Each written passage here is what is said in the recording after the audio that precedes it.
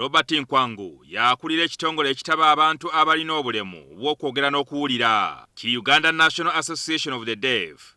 Ono ng'omuntu omulala yenna, Nkwangu kizibu okumanya ntayogera okujjako okukozesa obubonero nga olulimi okusobola okufuna n'okutegeeza abantu kyayagala. Nkwangu ekimu ku bisinga okumuluma be bantu abamuyita kasiru, ate ng'ategera bulungi oba oliawo n'okusinga omuntu ayogera.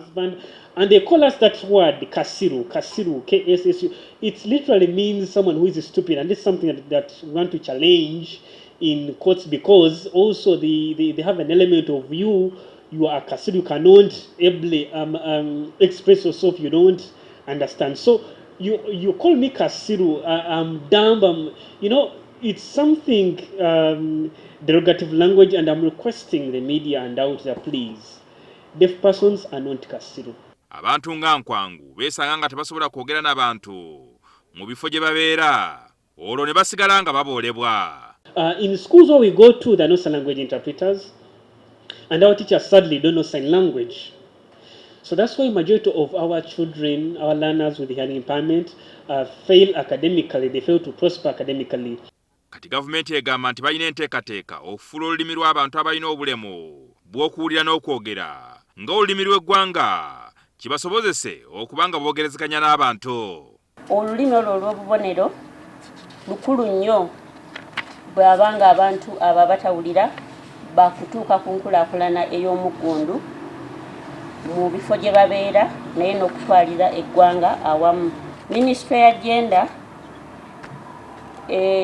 eri wamu n'abantu abalala okulaba ng'olulimi luno lweyongera mu maaso okukakasibwa ng'olulimi olukkirizibwa olumu ku nnimi oluzikirizibwa okwogerwa mu Uganda. Okutuukiriza kino, gavumenti egamba nti balina okukikola nga basomesa olulimi luno mu masomero. Tunaabeera nga bakutuusa omulamwa gwa gavumenti ogwa Vision 2020 wamu ne SDGs n'omulamwa gwayo ogugamba nti okulaakulanya abantu bonna nga tulina gwe tulese mabega, olulimi luno luba lwetaagibwa nnyo. Deployment of teachers in inclusive education model and it increase on the number of special schools for the deaf. Minisita Asamo ategeeza ng'ekitongole kya gavumenti eky'ebyenjigiriza bwe kiri mu kukyusa ebitabo ebiyigiriza olulimi luno.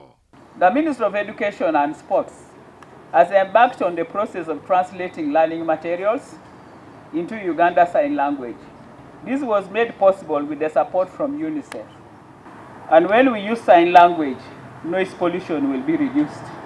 Kyokka bano bwe tubatuukiridde ku lukomo lw'essimu okumanya oba omulimu guno bagutandise batutegeezezza nti tebalina ssente za kubikola. Bino minisita n'abakungu okuva mu minisitule gy'akulembera babitegeeza bannamawulire nga Uganda yeetegekera okukuza olunaku olw'ensi yonna olw'abantu abalina obulemu bw'obutawulira n'okwogera olunaabeerawo ng'ennaku z'omwezi 23 ng'ebikujuko by'okulukuza bitandika ku lwakusooka lwa wiiki ejja.